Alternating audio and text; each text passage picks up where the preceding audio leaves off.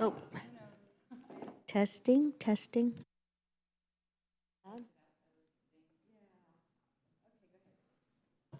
Testing, 1, 2, 3. Test, test, 1, 2, 3. Testing.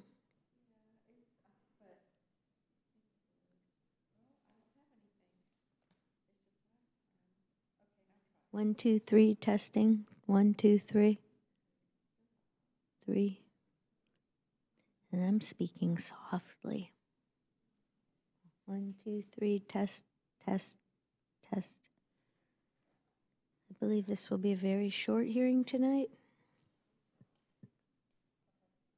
The table mic for you. Mic check. 1, 2, 3, 4, 5. Mic check. Testing.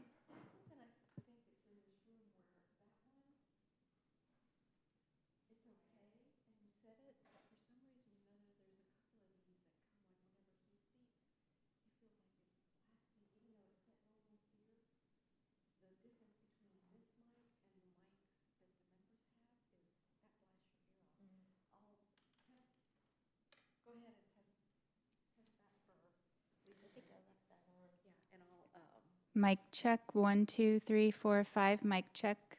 Mr. Sessions, Ms. Fox. Mic check. Testing my check, 1, 2, 3, 4. Testing, 1, 2, 3, 4. I don't know, what do you have yours set at, 42? Okay.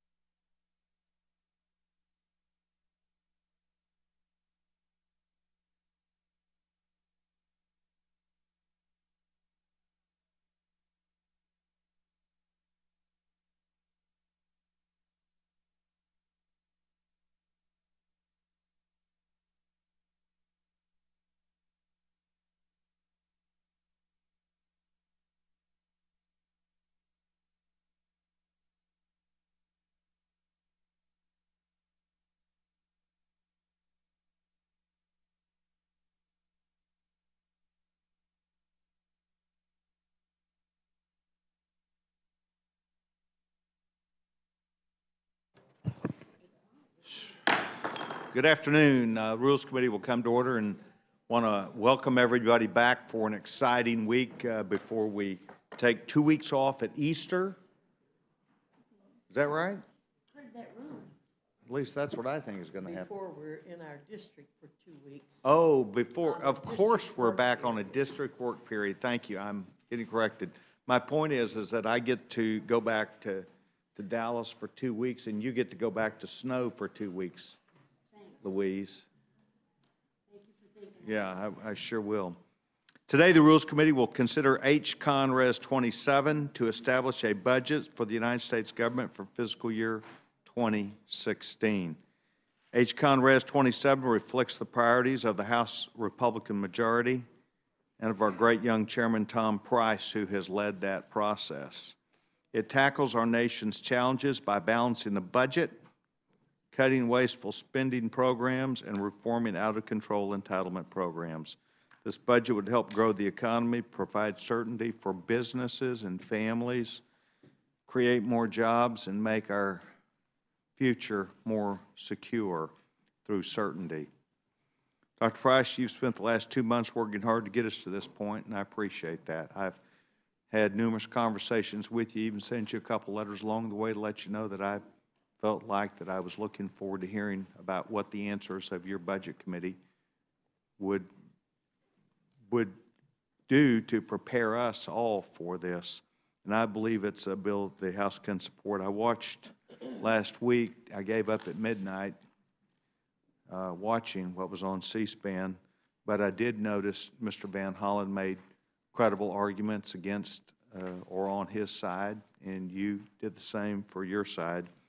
I recognize that what you've done is come up with a product that I think gets us closer to a better future.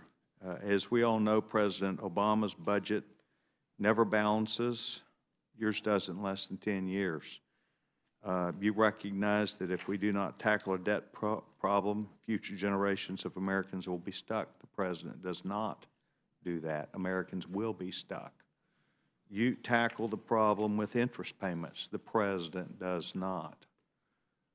Can't kick the can down the road, have to make hard choices and decisions. I'd also like to welcome my dear friend, Chris Van Hollen. Mr. Van Hollen is a very dear friend of this committee's. He's been up here for years. He gives excellent testimony. He comes with a crack staff, including Tom, who's with you again today, who used to be with Chairman Spratt. I've known Tom for years and years. So I'm looking forward to hearing from both of you. This committee is excited about you being here today. We don't presume to know the answers, but we presume that we've got lots of questions for you, and we look forward to hearing from you. Before I invite our witnesses up, I'd like to defer to my dear friend, the gentlewoman, the ranking member of the committee, Mrs. Slaughter. Gentlewoman's recognized. Thank you, Mr. Chairman, for the opportunity. I just want to welcome our witnesses. And Mr. Price, congratulations on your first budget, but I see you've got two. That's really a piece of work. So I'm just anxious to hear from all of you. And thank you for your hard work. And I will say to Mr. Van Hollen that I take personally his idea of moving over to the Senate. I'm not happy about it at all, but I'll try to be nice. Thank you very much. Chris, have you made a determination you're going to do that? No, I'm serious. I didn't read it. You did announce. Okay. The last I saw you were pending announcement. You know. Well, look, I just think we're lucky to have you both here today, and I'd ask both the gentlemen to please go ahead and come on up the table. Obviously, you got to remember that you got to turn on the mic there, green light, and anything you have in writing will be in the record without objection. And I thank both of you. Dr. Price, I know this is an assignment that you had not only sought, but really with high expectation of performance from your conference, that you would have fun in doing it and be able to lay out a great blueprint. And I'm delighted that Chair and gentlemen is recognized. Thank you, Mr. Chairman and Ranking Member and members of the committee. Let me tell you what a pleasure it is to be able to come before you today and to present our budget resolution, a balanced budget for a stronger America.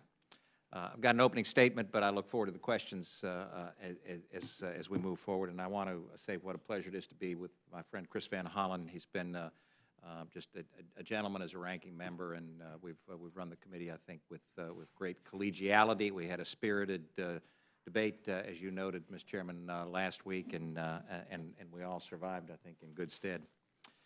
As I'm sure my colleagues on the committee here appreciate, we live in extraordinarily challenging times. We also have incredible opportunities to address our challenges if we focus on positive solutions that can actually deliver real results for the American people. Our budget provides those solutions so that we lay the foundation for a healthier economy and a safer and more secure nation. We balance the budget within 10 years, and we do so without raising taxes on the American people.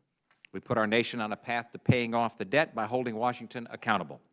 We eliminate waste and duplication across government agencies while streamlining regulations. We save and strengthen Medicare so that it is actually able to keep the promises made to today's seniors and tomorrow's retirees.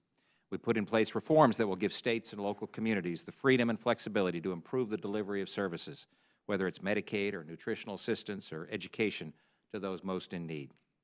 We boost funding for our military so that our men and women in uniform have the support and the resources that they need to defend our nation. And as you well know, under current law, there's a cap on defense and non-defense discretionary spending. That cap is enforced by a sequester that would be automatically invoked if we were to appropriate funds in the base budget above the cap for the next fiscal year. Our budget, therefore, avoids needlessly inviting a sequester cut and keeps base defense at the cap level while providing additional resources through the Global War on Terror, or OCO, funding. At the same time, we provide Congress with a mechanism to address the cap and sequester issue so that we're having an honest and proactive conversation about how to provide more support for our military. Of course, we can't truly have national security without economic security, and that's why our budget focuses on advancing policies that will build a healthier economy. We call for fundamental tax reform, so we'll have a tax code that's simpler and fairer and promotes both savings and investment, one that encourages businesses to set up shop and grow right here in America. We promote the exploration and production of American-made energy resources while eliminating bureaucratic barriers to growth and opportunity. Our balanced budget lifts the uncertainty that comes from an out-of-control nation's debt. On our current path, deficits are set to rise again to over $1 trillion a year within the budget window.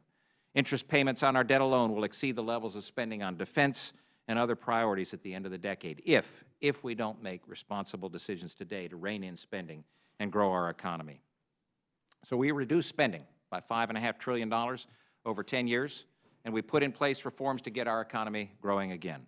This puts us on a path to pay off our debt over time and avoid a certain fiscal crisis that would destroy America's economic strength, our credibility, and harm the most vulnerable among us. Now, a budget, as you well know, is not just numbers on a page. This isn't just some accounting exercise. Getting our debt under control will create real and meaningful gains for our economy and for the American people. Right now, the Congressional Budget Office expects real GDP growth to average about 2.3% over the next decade. That's tracked down over the past 4 years, 3%, 2.9%, 2.5%, 2.4%, slower and slower growth. That's lower than the historical average, the last 40 years, about 3.2%. If real growth is just 0.1% higher, 0.1% higher than expected, revenue would be $288 billion more, spending would be nearly $37 billion lower, and cumulative deficit would fall by $326 billion. That's with 0.1% growth increase over current law. We believe we can do much better than that. A growing economy would mean more money in the pockets of hardworking American taxpayers. Lastly, a balanced budget means beginning to earn back the trust of the American people.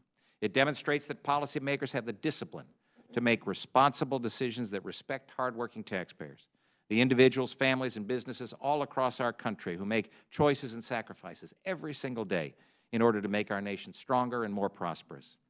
At the end of the day, this proposal, a balanced budget for a stronger America, is a blueprint that demonstrates how to solve our nation's fiscal and economic challenges. The success of these ideas is dependent on the courage and common sense of policymakers to break away from the failed policies of the past and pursue a new course. We're ready to turn these words into actions and produce real results for the American people. As the ranking member mentioned, I've offered 2 substitute amendments with the primary purpose of debating important funding for our nation's military. And in closing, let me support making in order all of the complete substitute bills that come before this committee so that the House may entertain all options and work its will. And I'm pleased to answer any questions that you may have, Mr. Chairman. Mr. Chairman, outstanding presentation, and I appreciate the hard work that you put into this. Mr. Van Hollen, I don't want to hurt you at all because I know you're trying to go to run in a state that knows you well, so I don't want to twist that, but I want to thank you for the hard work that you had and played, the role that you played in us getting the ABLE Act done. The ABLE Act was a high priority of not only the Congress, but also this Rules Committee, who people participated with you to help you so that we could have a level and fair playing field for disabled people and their families. And I really appreciate, I've said this to you publicly, but I'm going to say it again today, I'm personally pleased and proud of your leadership, and will tell you that I think it might not have happened had you not intervened 3 or 4 times when you saw it the right thing to do, and I want to thank you very, very much for the great work the gentleman's now recognized. Thank you, Mr. Chairman, and thank you for your leadership and the bipartisan leadership in Congress on passing the ABLE Act. I thought it was a high point in an otherwise difficult period, but it was good news for millions of Americans, so thank you. And to Ranking Member Slaughter and all the other members of the committee, thank you for your leadership. Thank you, Ranking Member Slaughter, for fighting for values and priorities that are shared by the entire country, and that's what we all aspire to. We obviously have different views as to how these policies will affect the country, and when it comes to the budget, we have deep differences. But I do want to say to the chairman, congratulations again in public on becoming chairman, and thank you for conducting the committee in a professional and civil way. I thought we had a good debate, as Tom said, sharp debate, but good debate, and I think that people watching, I think, would appreciate the debate. Now, as we come here together, I think there's the good news and bad news and some pretty bad news, even worse news. The good news is the economy has been picking up lately. You've seen millions of jobs, in fact, 12 million jobs added to the economy over the last 60 months. The unemployment rates come down, the deficits come down. Not everything is rosy. We got a long way to go, but the trends are pretty good. The bad news is that even as people are working harder than ever, they're still getting pretty much a flat wage, right? Paychecks are stagnant. That's despite the fact that worker productivity has grown tremendously, not just over the last 5 years, but really since the late 1970s. And if you look at a chart, people are working harder than ever, worker productivity is going way up, but the paychecks are flat.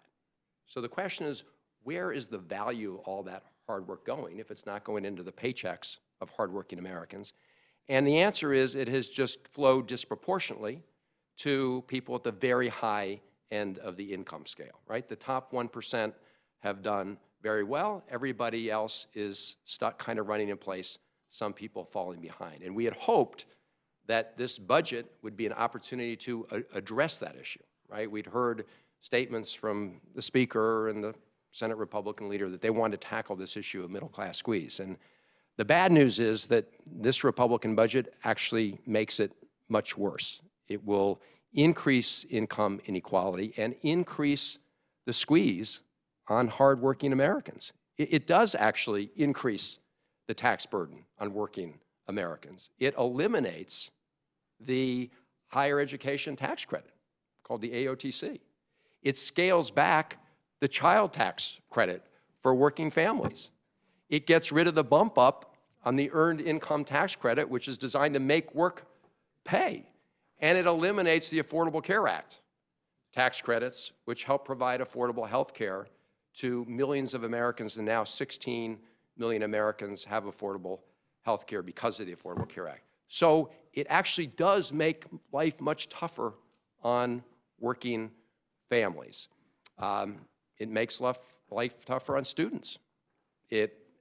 takes away the mandatory portion of the Pell Grant, $90 billion. It increases the costs of student loans at a time when we have over $1 trillion in student debt. How does that make sense? Seniors, when you get rid of the Affordable Care Act, as this does, you reopen the prescription drug donut hole.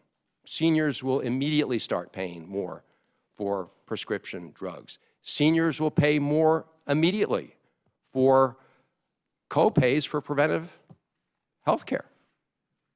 And at the end of the window, it does convert Medicare into a voucher plan, which will make seniors pay more. So seniors, students, working families all get squeezed. I'll tell you who doesn't get squeezed. Folks at the very top don't get squeezed, because what it does is green lights, paves the way for the Romney-Ryan tax cut plan, would cut the top tax rate for millionaires, from 39% to 25%. That's a 1/3 cut in the tax rate for folks at the very top. So 1/3 from 30. So squeezing hardworking families, students and seniors, but folks who are already doing great, would cut the top tax rate. The other really disturbing thing about the budget is, as it makes life tougher in the everyday lives of working people, it disinvests in the future of the country, big time. It dramatically cuts our investment in the part of the budget that funds education, from early education through K through 12. It dramatically cuts the portion of the budget where we invest in scientific research and innovation that has helped power our economy. It actually assumes that the Transportation Trust Fund will run short of money this May. Doesn't do anything to stop that. No ideas there. I mean, if you actually provided for that spending, you'd have, more investment in this budget. So it's disinvest in the country. I really don't say that lightly. Here's the figure I think everyone should recognize. This budget takes the portion of what we invest in domestic discretionary spending, the investment in things like education and research, to 40% below the lowest level as a share of the economy since we've been keeping records in the late 1950s. That is a disinvestment in the country, an investment that's helped power the country's economy.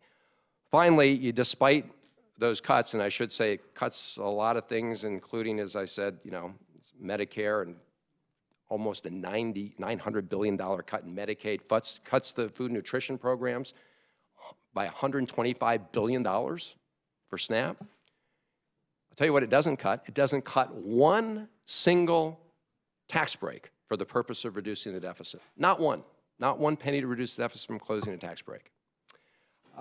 So let me just close, Mr. Chairman, by saying that despite that disinvestment in the country, it still doesn't balance. I mean, I know our Republican colleagues are going to say till they're blue in the face that this budget balances.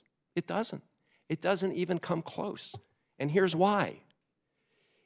If you look at the 10th year and the 9th year of this budget, it wouldn't balance without the revenues and the savings from the Affordable Care Act in the same budget that says it's repealing the Affordable Care Act. Look, the Heritage Foundation has made comments about this before. Even Senator Enzi, the new chairman of the Senate Budget Committee, has said that this is an accounting gimmick. Second, it doesn't account for the lost revenue from all the business tax extenders that our Republican colleagues are putting on the floor of the House, right? When you extend a tax credit, it may be a good idea. A lot of us support extending some of these tax credits, business tax credits. But when you extend the tax credit, it means less revenue coming in. But this budget ignores that. If you actually included the costs of that lost revenue, this would be even more out of balance. And let me say a final thing on the OCO. This is actually not a straightforward way to be dealing with our defense, right? It sends a message of uncertainty. The reality is this budget committee, the budget committee for years has upheld the integrity of the budget process and has said very clearly that the overseas contingency account should not be used as a slush fund for the base defense budget. In fact, our report last year said that the Budget Committee will remain vigilant in making sure that OCO is not used for that unintended purpose. And yet this budget, especially with his amendment, says we didn't mean it. We were just kidding. Go ahead and use OCO as a slush fund. That, my friends, is a serious reversal of what has been a bipartisan commitment to making sure that we fund our defense needs in an above-board and straightforward manner, which is what the President does in his budget. $38 billion more for defense, above sequester, $38 billion more for non-defense. Investing in the country, both our national security needs as well as our other needs, that's the way to go. So I do want to second the chairman's call for these the substitutes amendments, because I think it's really important that we not adopt this Republican amendment budget and that we adopt the Democratic alternative. Ms. Van Hollen, thank you very much. This awesome debate that takes place every year is important to the country, to hear the priorities, to hear the differences. I sat on the Budget Committee a number of years ago, had a pleasure of working with a young man named Jim Nussel. And Jim Nussel, as Tom Price, is just as you've had to do, defend what you do. And it gets hard. I remember back when I first came to Congress, we were faced with the same or similar circumstance, I think, where we are now. And I know there's this, the term smoke and mirrors, or it's not going to work, or all these things about this cutting taxes to get more revenue. But I recall in 1997 where they said that if you cut the capital gains tax, $9 billion won't come into the government off capital gains tax that's so important to funding our federal government, $9 billion. By golly, we cut taxes and $553 billion came in.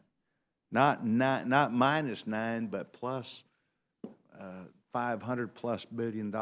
And it worked because of something that really is dynamic, the way things really play. Mr. Chairman, you've been a part of getting us to have something called dynamic scoring, and it really is the way reality is. I heard Mr. Van Hollen assume that you would not, or that the Republican majority would not do something about if the ACA is changed, that you wouldn't come in with your own plan. Do Republicans have a plan for that?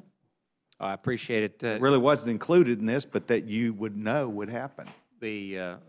My friends on the other side, our friends on the other side, it seems that they believe that if they just say these things often enough, it makes it so. And you pointed out clearly that when you decrease tax rates, that the likely outcome, if it's done in a responsible way, the likely outcome is to increase revenue to the federal government. And that's why I pointed out the growth. And I want to get to your healthcare question, but I think the growth is important to talk about. Our economy right now has been slowing down.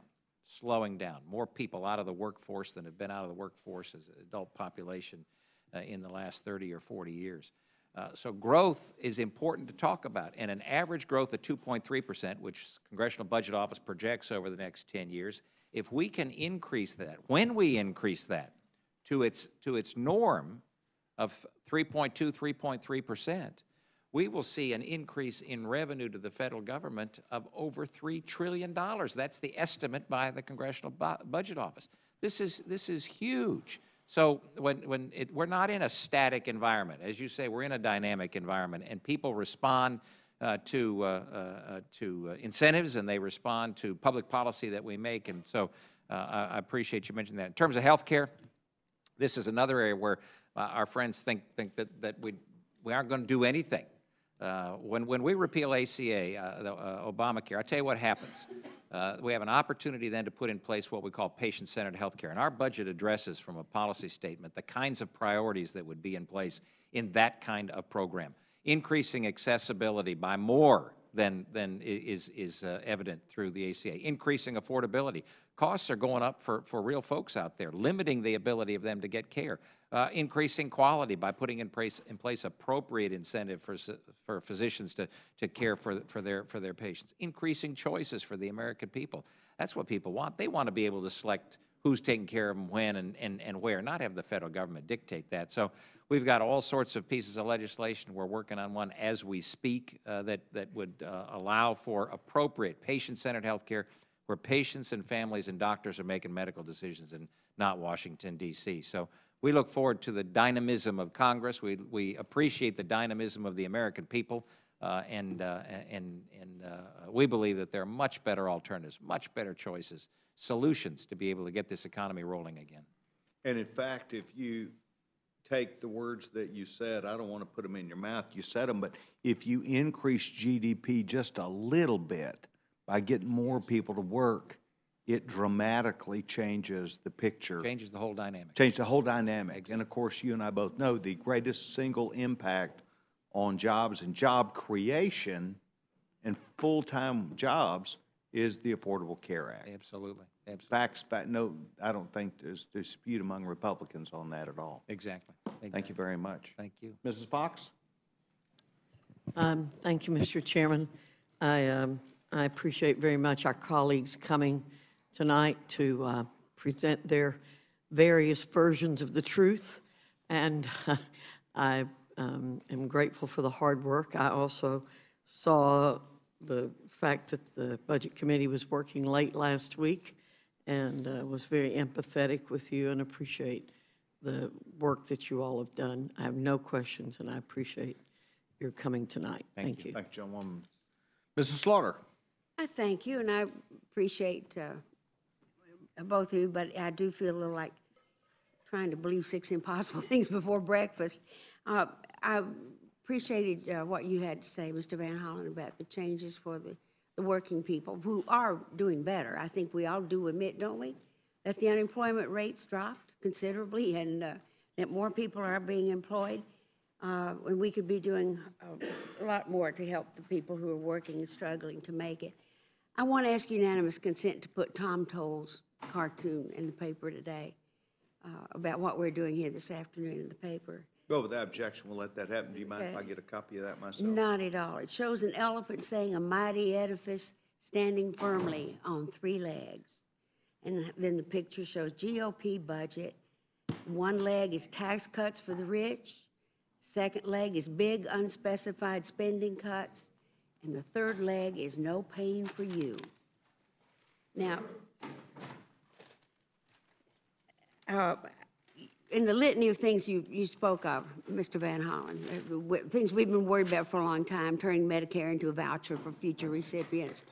And I'd like to have everybody think about their parents going out into the market by themselves with a certain amount of money, trying to find and negotiate for themselves a health care plan that will meet that voucher, and if it won't, it has to either come out of their pocket or they can't have it, to turn Medicaid into a state what's the word I'm looking for, block grant that may or may not meet the needs of the people there, cutting the programs that we have to help people just to have the leg up. It's really pretty frightening, but I appreciate that the reason for the 2 budgets or the amendment is to modify some people on defense spending by probably the biggest gimmick the world has ever seen. And I'm astonished. It's $36 billion that will go into this slush fund. Never been done before. And let me say what Ashton Carter had to say last week. I hope you all never reach a stage where you have to have 2 pairs of glasses. It'll drive you insane.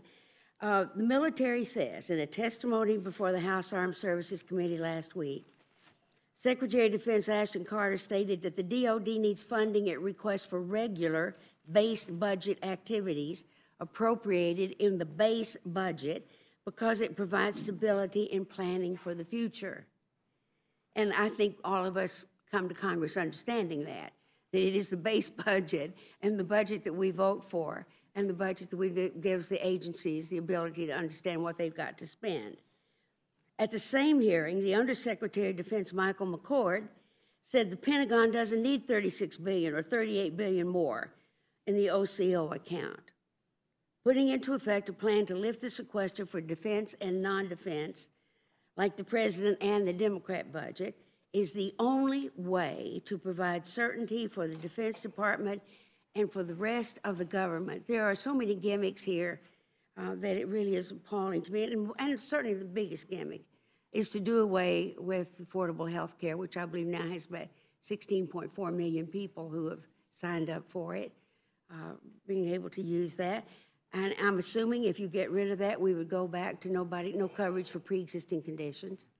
That was such an appalling thing for so many people. The health care that we give the senior citizens, letting them have preventive care free. But it's just really astonishing we would do that, since we're the only country, an industrial country in the world, that didn't provide health care for its people. But one question, because of the way we started on such an amiable note here, I'm very curious, Mr. Van Hollen, if you know if the ABLE Act has survived this budget. First of all, let me just underscore all the points that you've made about this budget, including the point you just made about OCO funding, which, as I said, is in direct violation of the Budget Committee's own Indeed it is. policy. Been here a long time, never saw anything like that.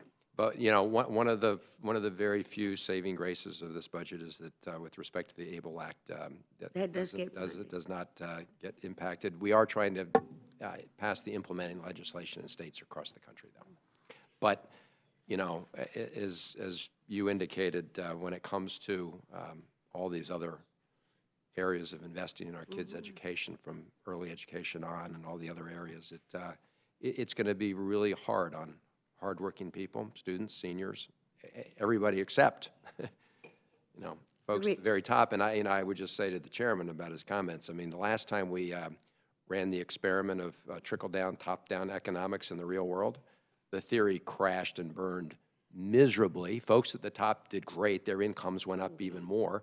Everybody else stood still or fell behind. The only thing that went up was the deficit.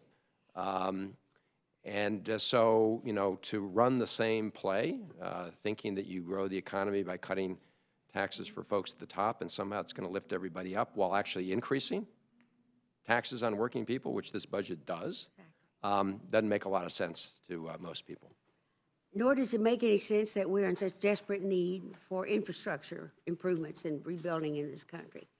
I've been saying for years, but I want it said one more time, we have built one airport from the ground up in the United States since 1972, Stapleton. We've enlarged some and remodeled them a little bit, but we are woefully behind. And we're still using the same track, despite the fact that it's enormous use in the Northeast Corridor that's been there for 100 years. But words fail me. I don't know what to say. But I think the idea of setting up a slush fund so that some people can feel confident voting. But I want us to do more than to do war. I want us to be able to take care of home, and I'd like to invest in the people in this country for a change. So, May I respond? I'd be happy to have you too, Mr. Price, Dr. Price. I appreciate your points, and a couple items that I would like to address. One is the base defense budget, which is the subject of sequester right now at $523 billion. But do you think about lifting that? There are many individuals in our conference, in fact, likely a majority, who believe that that's not enough, that we need to increase that. And our budget provides for a pathway to be able to accommodate that. But as you well know, the budget is not a law. It doesn't get signed by the president. It can't change that cap. That's why we have to lay out a path, and we do that through a deficit-neutral reserve fund to do just that. The second Are you point, going to do that for everything, for entitlement spending and things as well? we do that for Is it done only for defense? we do that for the Highway Trust Fund. We do that for a number of different deficit-neutral reserve funds in our budget because we believe it's important to address these issues. The same as the OCO. You're doing the same kind of thing for No. It requires a change in law to address the sequester cap, and that law has to be passed and signed by the president. The budget isn't signed by the Well, I president. understand the budget would be happy to sign such a law, would he not? To lift the sequester, Mr. Van Hollen, would he? Hopefully. In fact, Congresswoman Slaughter, the president's budget proposal does lift- just that. Exactly. He does this the straightforward way, which is to. Isn't that better, Dr. Price, to be more honest about it? Well, if I may, Than to use gimmicks and hope on assumptions, like keeping all the revenue from the ACA at the same time you're going to get rid of it, and just hope that it'll do well? let me suggest that the number that the president puts in his budget of $561 billion for defense is indeed a gimmick, and it's not an honest way because it doesn't change the law. That's why we provide a path to be able to change the law. The president doesn't. That's smoke and mirrors, because as soon as the fiscal year begins, that snaps right back down to $523 billion because of the sequester. And the issue of OCO, I think it's important because through both Democrat and Republican majorities in this Congress, the Overseas Contingency Operation was supported and funding at a higher level when the Democrats were in charge of Congress. So both Republicans and Democrats have supported the GWAT or OCO funding. That was actually for the overseas contingency thing, I think, though. Mr. Van Hollen, you wanted to? Yeah, yes. I mean, look, the president has called on Congress to change the this sequester. law so that I we know, I've heard of can it. do this exactly the right way, which is to Exactly. increase defense spending in the base budget by $38 billion and make the needed investments in the non-defense side of the budget. So it's in the power of Congress to do that. Our colleagues could today change that law rather than trying to do this slush fund. I also point out that the budget in years 2, 3, 4, 5, 6, 7, 8, 9, and 10 actually does provide a lot more for the base defense budget than the law would allow. So somehow they're able to do in years 2 through 10 what they say they can't do this year. But it that's doesn't make only sense. defense, In correct? defense, just Only increasing defense right. above the legal caps. They Right. do that in their budget. You just look at the numbers.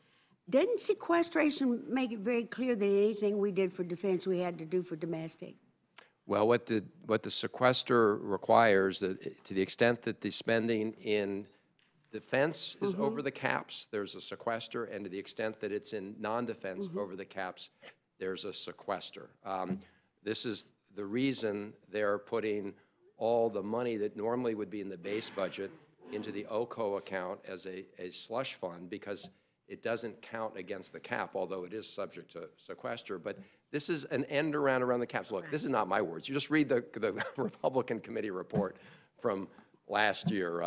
My colleagues, Mr. Woodall, is very well aware of this, for example. I mean, this is in direct violation of what this committee has stood up for years on a bipartisan basis. I have the strangest feeling that this just came up this weekend so you could get some votes, to be honest. Is that about what happened? I know that today there was a lot of gnashing of teeth. We've been having a robust debate in Congress for this for a long time, but certainly for the last 10, 11 weeks that we've been working on the Budget Committee. This is not anything new. It's not new. There was quite a bit of concern as to whether we were going to get able to pass this or not. Perhaps that still exists. Well, let me yield back my time. I'm taking up too much. Thank you, Mr. Chairman. Thank you, gentlemen. So one question I've got, Mr. Chairman, I don't know whether you can provide it to me or not by the time the meeting's over today, but how much are we going to spend on the Affordable Care Act this year for 16.4 million people? We'll get that number If for you you. I don't get have that, it I off my head. appreciate it. Gentlemen, Mr. Chairman, could excuse me.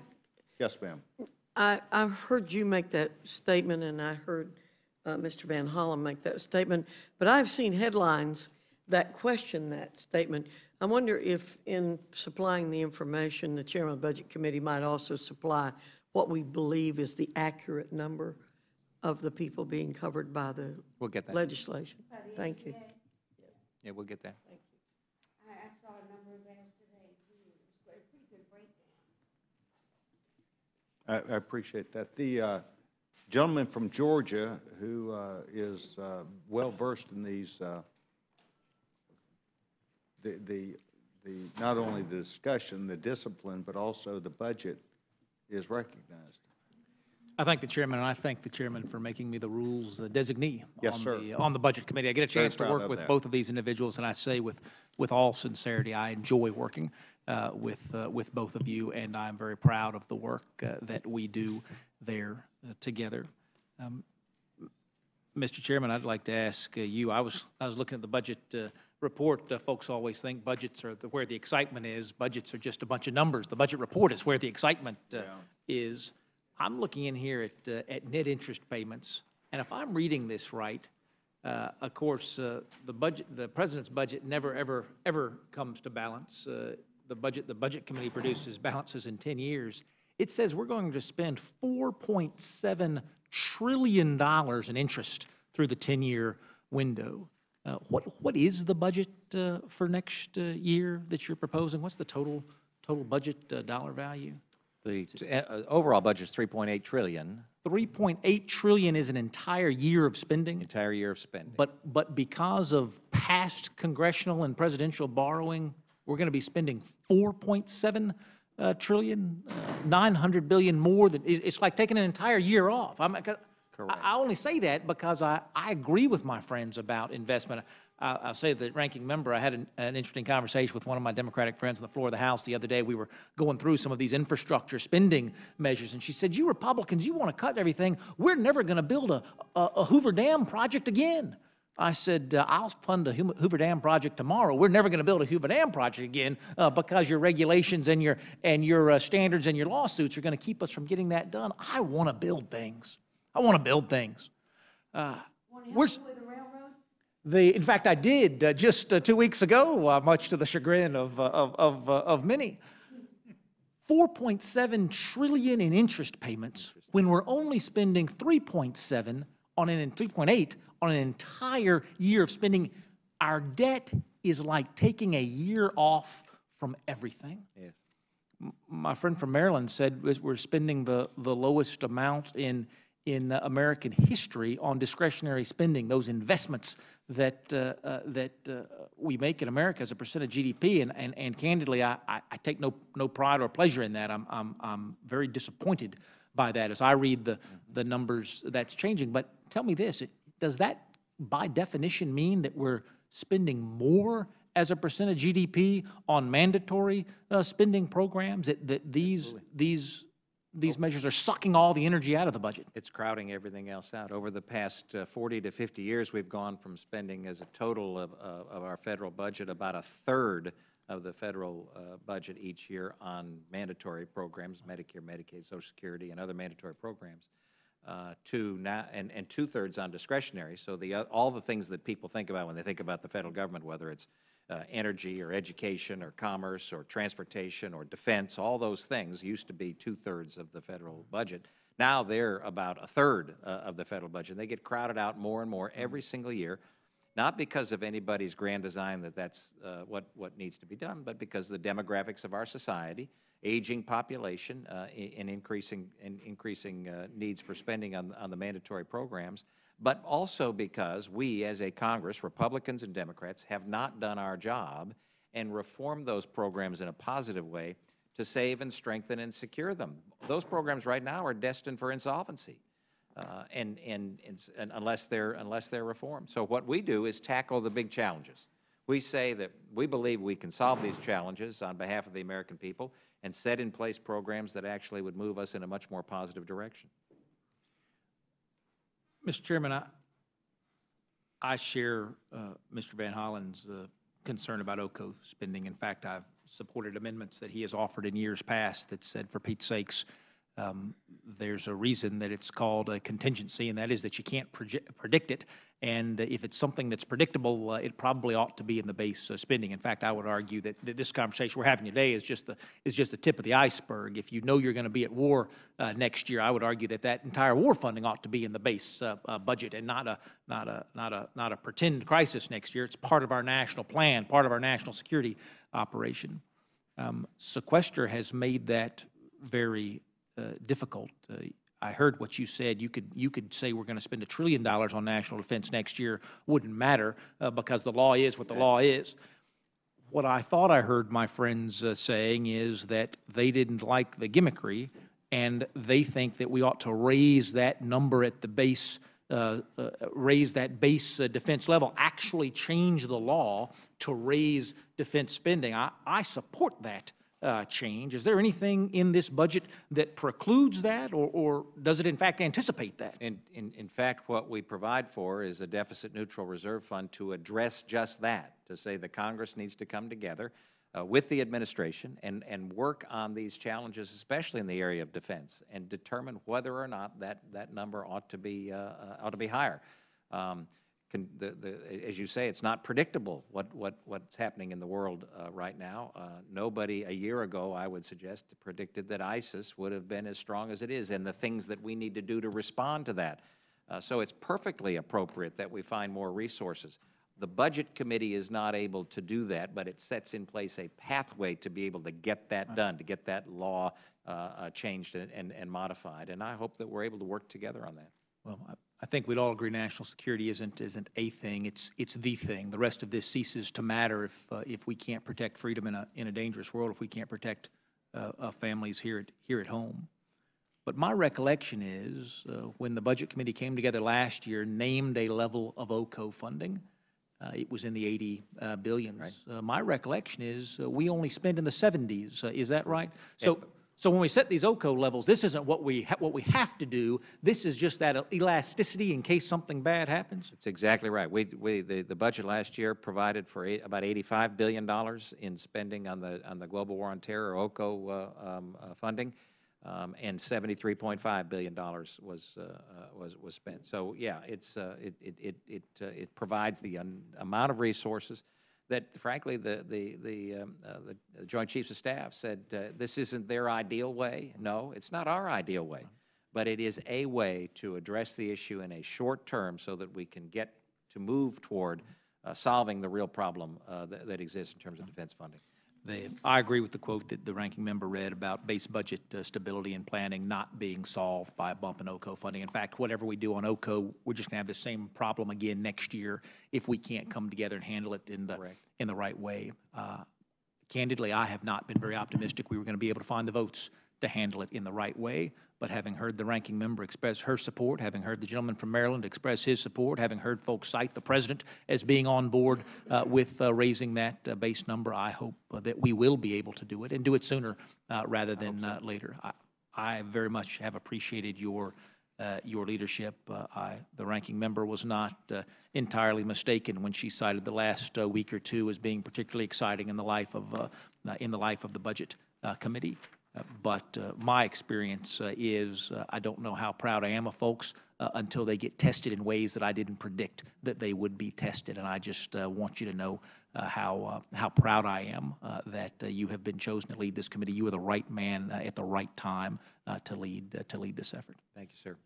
Mr. Chairman, I yield back. Mr. Woodall, can I just... Mr. Chairman, if I could take my time back, I'd love to yield just a moment to the gentleman from Maryland. I thank you, Mr. Woodall. Yeah, I just wanted to go through why last year it went from $85 billion down. It's because the president's budget came late, and so the Republican budget reflected the expected OCO number from the year before, carried over, with the anticipation that would come down when the president, in consultation with the Joint Chiefs of Staff, said what they actually needed for overseas operations, which was the $75 billion number, which is why the Congress then did what it always does, and which what the committee has said it would do, was put the OCO level at the amounts that our military leadership says is necessary for OCO. So just that's why it came down, and that's why we're arguing it should be at the level this year that the Joint Chiefs and the President have requested. Well, I thought the gentleman had it right when he said national security is too important to do the game playing here. Though I suppose what is so sad to me is we're only having this conversation because when you walk around this chamber, folks don't believe we have it within ourselves as a chamber, as a Congress, as a collective between Pennsylvania Avenue and Capitol Hill to actually do the things right. Finding just $17 billion in offsets. Folks just don't believe we can do that in the name of national security. I know you think more of us than that. I think more of us than that. But it is we are here because we've not been able to demonstrate that to folks. I hope this blueprint will give us a chance to demonstrate our ability to succeed. Mr. Chairman, I yield back. Gentleman yields back his time. Thank you very much. The gentleman from Massachusetts recognized. Well, thank you, Yes, sir. Mr. Chairman, and I'll be brief. I want to thank Mr. Van Hollen and Dr. Price, and I appreciate all the work that they do on the Budget Committee, and I like Dr. Price, but I don't like your budget. You know, Mr. Woodall talks about national security. I think we need a broader definition of national security more than just the number of weapons we have, the number of troops we have. It ought to include the quality of life for people here, whether they have the ability to have a job, where they can have housing and shelter, where they have enough to eat. And my problem with your budget and a lot of the Republican budgets in the past is that, you know, yeah, we have to make some tough choices, but it always seems that the tough choices and the difficult choices are on the backs of those who can least afford it. And this is no exception. And I'll just talk about one program. I mean, the SNAP program. I mean, your budget would convert SNAP to a block grant program with cuts up to $125 billion. And what puzzles me about that, and then there's reconciliation instructions, which would allow for there to be additional cuts. I think $1 billion you have, but I think you've stated that that's a floor and not a ceiling, so there could be additional cuts. What troubles me is that this is a program that is about making sure people have enough to eat. Nothing more than that. It's just food. And the way the program has worked is when we have difficult economic times, the spending on SNAP goes up, and when the economy gets better, it begins to decrease. And CBO tells us that's what's going to happen again, and we have more graphs and statistics that show that. We've had all kinds of analysis done of the program. It's one of the most efficiently and effectively run federal programs that we have, with one of the lowest error, with probably the lowest error rate of any federal program. And yet we're constantly told that this is a program that's filled with fraud, waste, and abuse. We're told that somehow that this is a program that people, you know, all want to get on. Well, the benefit, I would argue, is already too low. The average benefit is less than $1.40 per person per meal. That's what it is. And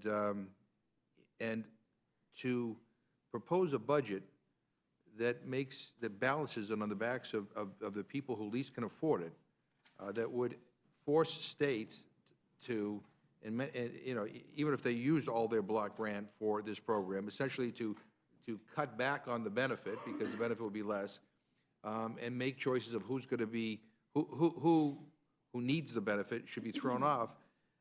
I just think it's an awful way to proceed. And I mean, with all the places to find cuts, Mr. Van Hollen talked about some of the tax loopholes and the tax breaks for those who are in the top income brackets, but to constantly go after this program again and again and again, you know, I think it's a rotten thing to do. I'm, you know, the one thing I've kind of learned by being in Congress is that for a lot of people in this country who are poor, it's hard work, because they don't know where their next meal is going to come from. They don't know where they're going to be able to have enough to put food on the table for their kids.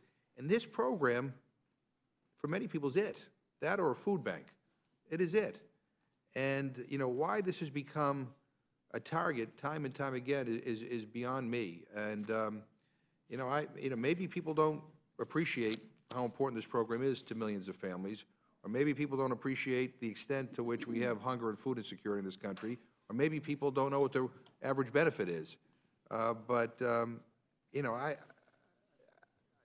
know, all indications are that spending will ultimately go down as the economy improves. To go after this program, to target it once again in the budget, I think is a lousy thing to do. So I'm going to fight against this budget, but I get discouraged when it seems that the target of all these cuts seems to be at those who least can afford it, the poorest of the poor, and that's what we're talking about right here. You know, and again, it's more than $125 billion in cuts, because we're going to end up with reconciliation instructions that are a floor and not a ceiling. My guess is that as it works its way through the process, people will go back into this program, you know, to offset some of the subsidies for big agribusiness that turned out to be more expensive than the people who wrote the Farm Bill expected. But I think this is the wrong way to proceed, and May I respond? Yeah, absolutely. And I appreciate that. Look, all of us understand and appreciate the importance of the food stamp, the SNAP program for those who are finding themselves down on their luck. The fact of the matter is that the program's gone from about $21 billion in 2002 to to $78 billion. So we've seen almost a quadrupling of the program. All that our budget does is return it to the growth trajectory that existed pre-recession. That's what our budget does. Well, It's very simple. We but- believe it's an important program. But just to put it in context, the reason why the spending has gone up is because we've just experienced the Great Recession, which has been, you know. And we've heard the laudatory things said no. about the economy now, and No, the no, low right, yeah. unemployment Right. rate. And But the point of the matter is that, you know, this is a program that is determined based on need, not on some arbitrary number. And to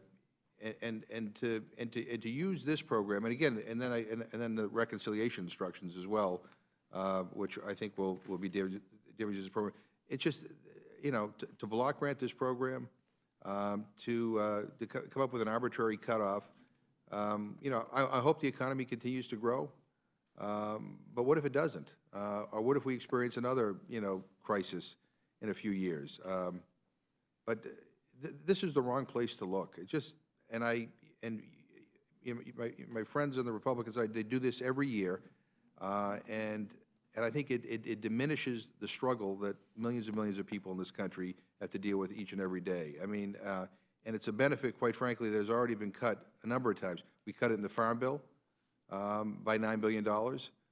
We didn't extend the ARA investment, so every single person on the program received a cut in the program. Food prices didn't go down, but their benefit went down.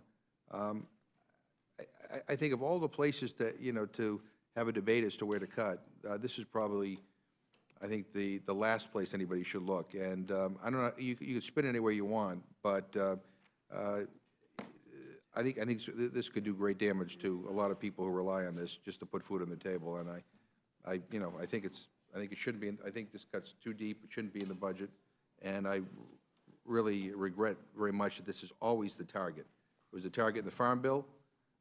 When you guys try to cut it by $40 billion on the floor, it's the target in all your budgets, and I just think it's a terrible thing to do. So I yield back my time. Gentleman yields back his time. The gentleman from Louisville, Texas, Dr. Birch, is recognized. Thank you, Mr. Chairman. I thank both our witnesses for being here today. I agree with something Mr. Woodall said, Dr. Price, that watching that markup the other night, I was very grateful that you were the chairman, and I wasn't. But you did a great job. All of you did who saw that thing through until the wee hours of the morning, but most of us were watching from the comfort of our offices in our jeans and our T-shirt with our feet up on the desk, and you all did the real work. But I was reminded that the Rules Committee isn't the only thankless job on the Hill. The Budget Committee is also some of that thankless work as well. I'm going to tell you some things I like about the budget, and I just wanted to outline a couple of those. I do think you did a lot of good work that was necessary, and it's important, and I hope that I sit on an authorizing committee. I hope we'll do the follow-through. You identify the Inspectors General and the General Accountability Office, but deep within the final pages of the budget, Section 816, a policy statement on deficit reduction through cancellation of unobligated balances. How many times have I sat through a budgetary hearing in Energy and Commerce on the Environmental Protection Agency with the disclosure of the fact that they actually have more money in their unobligated balances than would be necessary to run the whole agency for a year or a year and a half? And I can remember questioning the CFO of the EPA. I didn't actually know there was one of those, but there is. And I said, this seems like CFO 101. Why do you let these balances accumulate? And she said they were working on the problem, but it's not been resolved. So I am grateful that you've highlighted that you've drawn a big red arrow to that, and the fact that that money should be identified and used for deficit reduction, because what is the figure you have here? $844 billion in unobligated balances across the federal government at the close of fiscal year 2015. And we can argue all we want around the finer points of things, but that's an enormous amount of money to just have sitting in the federal agencies. But then that leads to Section 817, which is a bigger bone of contention, I would wager, which is that there are federal agencies and organizations that have a permanent authority to collect fees and other offsetting collections and to spend those collected funds. You know, it says in the Constitution that no appropriation may be drawn except it comes through us, and yet we're allowing this to continue, and basically, it destroys whatever power of the purse that the founders originally intended. So I think this is very powerful language that you have in the budget in Section 817, and I just can't thank you enough and credit your committee enough for identifying that. I mean, there are other things within the budget that we can spend a lot of time talking about, but I think those are two key items that if we want to get control of our spending, if we want to get control of our government, those are two things that are just absolutely critical, and I just am so grateful that you bring those to our attention today. One other thing, Mr. Chairman, if I can just mention in your committee report, and this is something that will probably come up later this week, you've got the paragraph dealing with Medicare spending and public health, a paragraph entitled Means Testing Premiums for High-Income Seniors. And I do want to draw the committee's attention to the fact that these are the same provisions that the President proposed in his fiscal year 2014 budget. You simply took that language and used that. I credit you for having the wisdom to do that and the courage to do that. Clearly, it's something that's going to be necessary if we're ever going to get the structural reform and entitlement spending that we all know we need to get. Happy to receive comments. Otherwise, Mr. Chairman, I'll yield back the time. Gentleman yields back his time. Gentleman from Florida, Judge Hastings. Thank you very much, Mr. Chairman. Chairman Price, let me ask you, have you responded to the criticism that came from members of the Republican Party in the other body that suggested that this budget is a gimmick? And I choose not to identify unless required, but I can name the individuals that made that comment if you need it. I'm happy to address a specific question regarding any provision, but we strongly stand by this budget. We believe that it's a credible document. It's a sober document. It's a document that lays out the challenges that we have in this country right now, but lays out a positive vision for how we address those challenges, how we get our spending under control, how we get to a point where we're not spending $1 trillion a year on interest payments, how we save and strengthen and secure Medicare and Medicaid as opposed to let them go through insolvency, which apparently is the President's plan, as he offers no solution for solving and saving Medicare. We think that not addressing these problems is reckless on the part of the Congress, and therefore we lay out this positive vision.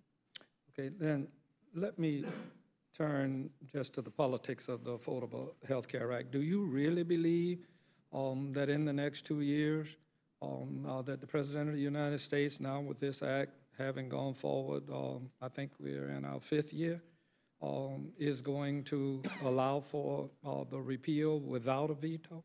No. Mm-hmm. So then when you make assumptions about repealing the Affordable Health Care Act, you're making those assumptions largely knowing that you're not going to repeal the Affordable Health Care Act, at least in the next 2 years. The budget is really two things. One, it sets the spending numbers for our appropriators for the next fiscal year, and then it lays out a vision for the budget window, the 10 years. And in that vision, that's how we would address things if we had the opportunity to control the governance of our great nation, so that we can address the challenges that we face. But look, nobody on our side of the aisle is deluded to understand or appreciate the President's going to not veto the. Well, when you incorporate, Dr. Price, $2 trillion worth of Medicare savings and revenues from the health law, then it seems that, in my judgment at least, you're undermining your own concerns. You can't have it both ways. No, again, it's a vision. What we say is that if these policies were adopted, then we would get to balance in less than 10 years and get us on a trajectory that actually makes it so we don't have the fiscal crisis that is right around the corner, if you ask the economists at Congressional Budget Office and elsewhere. Okay. My colleagues referenced the report, and I specifically want to turn to the portion in the report on page 85, where you say the following: one of the federal government's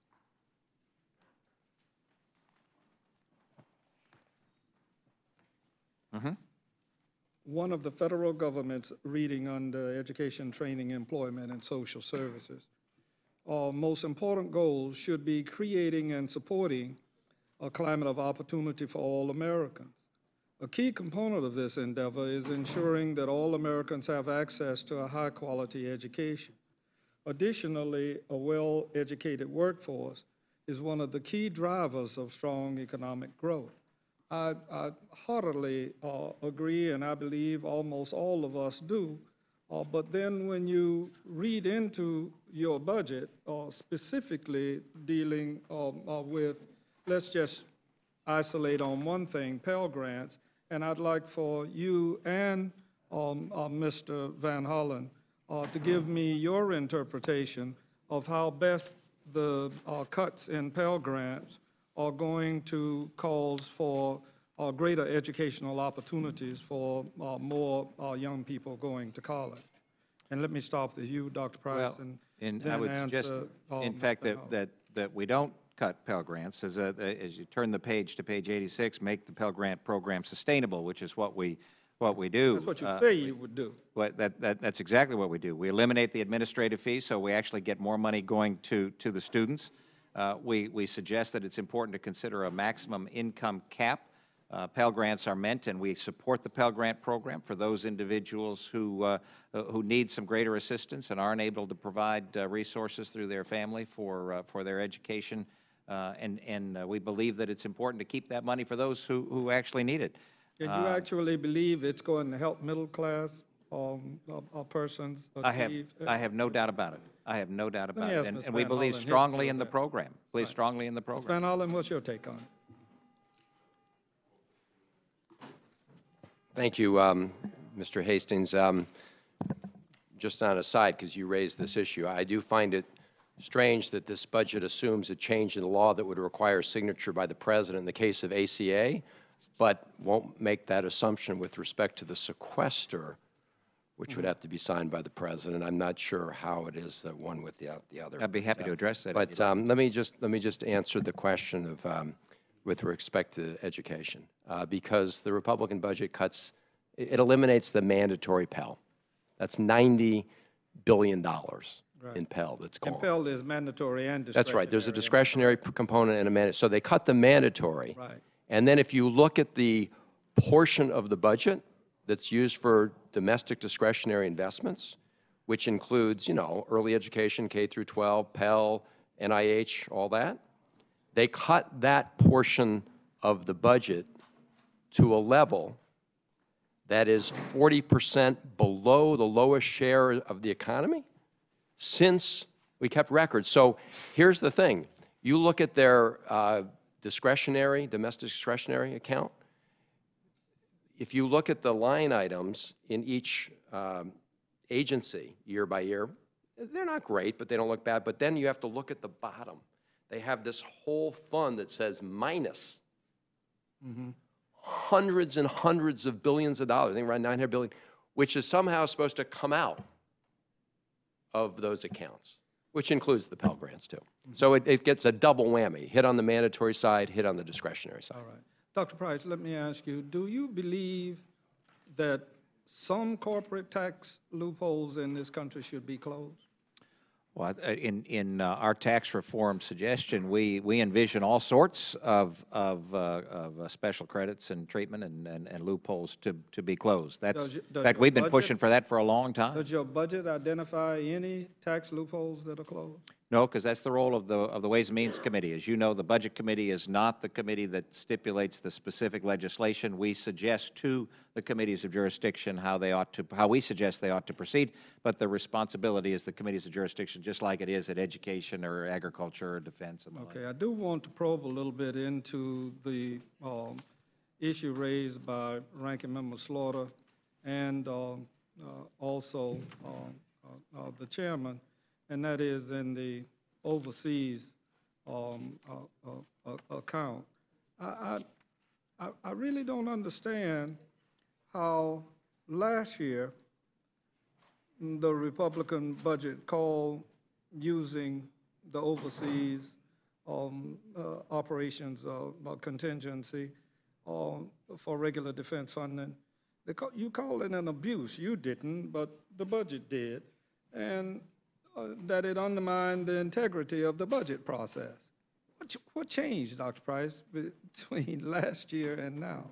I think in the words of the president and others who are experts in the defense arena, that the calamitous events in the Middle East and with ISIS and other issues, that it is incumbent upon this Congress to address the need for more resources for the Defense Department. Incumbent upon us. Do you feel that aligns with the feelings of the Defense Department, which Ms. Slaughter read into the record, where Ashton Carter, our new Defense Secretary, disagrees with that premise? But go right ahead.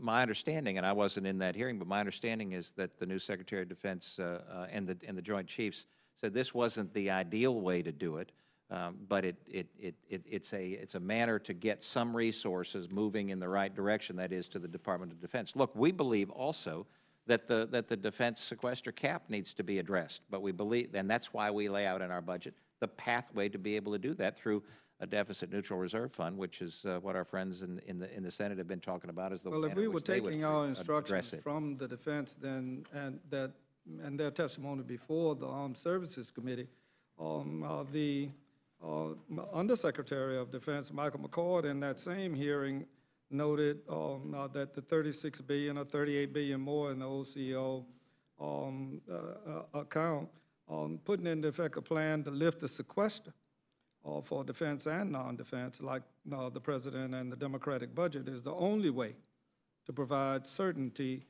for the Defense Department and for the rest of the government. Let me ask Mr. Van Hollen to respond to the OCO question, and then I have one further question for you, Mr. Van Hollen, and I'll yield. Thank you, Mr. Hastings. I don't think you can be any clearer than you were and the committee itself was last year. I mean, I'm reading again from the committee report here that says that it will oppose, in order to protect the integrity of the budget process, the Budget Committee will oppose increases above the levels the administration and our military commanders say are needed to carry out operations, unless it can be clearly demonstrated that such amounts are war-related. As you just indicated, both the Secretary of Defense as well as the Joint Chiefs have said that they don't need this additional funding in OCO. They need it in their base budget. And that is the straightforward, transparent way to do it in the way that's consistent with the way the committee on a bipartisan basis has supported. Well, one additional question that I have unrelated to the defense issue has to do with the overall budget. I think every man and woman here are interested in trying to do what we can as members of Congress to help hardworking American people. All of us, most of us in this room came from hardscrabble lives, and we know what working Americans are faced with. I also know, with no offense meant to my friends on the Republican side, I know you know the many changes that have taken place in technology and trade and a variety of things that have harmed our manufacturing base up to a point, and hopefully some of that will come back some kind of way or another when we get around to tax reform. But Mr. Van Hollen, you too are submitting a budget, which I intend to vote for. I also intend to vote for what I think is a very sensible approach, and that is the Black Caucus budget in this matter. Hopefully, as we have in the past, and I'm pretty sure we will, without really knowing, we, as you requested, will make all of them in order so that each member at least will have some input. But what do you see, Mr. Van Hollen, that distinguishes what your budget does with reference to issues of vital concern like Mr. McGovern mentions about SNAP, the ongoing concerns that all of us have about Medicare and Medicaid? Footnote right there about Medicaid, there's an article in today's Washington Post that suggests that the states that did expand Medicaid have an increase in determination of diabetes, and therefore they'll be able to treat more people. And here again, I would urge my state especially to get in the business of allowing for Medicaid to be expanded so that more people will be helped. But just address it, Mr. Van Hollen, from the standpoint of Medicare, Medicaid, education, the things that your budget does that are distinguished from what the budget as offered by the majority does. And that would be my last question. Well, thank you, Mr. Hastings, and I'm going to try and summarize it because there are huge differences, as you indicate.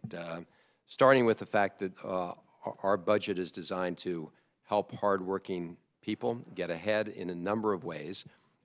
We do not start by increasing taxes on hardworking people, which is what the Republican budget does. As I said, it gets rid of the higher education tax credit, it gets rid of the Affordable Care Act tax credits to help people afford insurance, gets rid of the bump up in the child tax credit and the earned income tax making work pay. So it actually squeezes working people even harder. But we also do invest in the future. And we make the investments in early education the President has called for, in K through 12. We don't cut Pell. In fact, we adopt some of the proposals the President has made with respect to income-based repayment and making it easier for students to repay debt, not harder. We do not slash the social safety net in the food nutrition programs, the SNAP programs. Unlike the Republican budget, which assumes that or has no plan to deal with the shortfall in May in the Transportation Trust Fund, we actually fund the President's four-year transportation plan in our budget. So we don't pretend that what's going to happen a couple months from now isn't going to hurt us and say, well, we'll figure it out later. We have a plan in our budget. With respect to Medicare, we do not cut benefits for Medicare beneficiaries. We do not increase the cost of prescription drugs. We do not increase the copays. We do not cut Medicaid by $900 billion, which will squeeze seniors in nursing homes and other working people. So across the board, we take a different approach that focuses on working people. I, for one, think that's a better vision and for whatever it's worth category. But going forward, if you look at 2024 in the Republican budget, I guess when the seniors get their voucher and recognize where they stand with reference to health care, it would be better understood. Okay. But I appreciate both of you very much. And Mr. Chairman, I yield back my time. Thank you very much. The gentleman from Columbus, Ohio, Mr. Stivers. Thank you, Mr. Chairman. I appreciate Chairman Price and Mr. Van Hollen for being here. Appreciate all your hard work on this budget and the alternative budget because I know the people of this country deserve to understand what our vision is and where we want to take this country. Whether it happens or not, they need to understand where we want to take this country. And some of the things that have been brought up, I just want to ask some questions about. So first, I do want to thank you, Chairman Price, for submitting and introducing, passing a budget that balances within 10 years, less than 10 years, and does it without raising taxes. Mr. Van Hollen, when does your budget balance? Does the budget balance within the 10-year window? First, with all respect, the Republican budget does not balance, not by a long shot.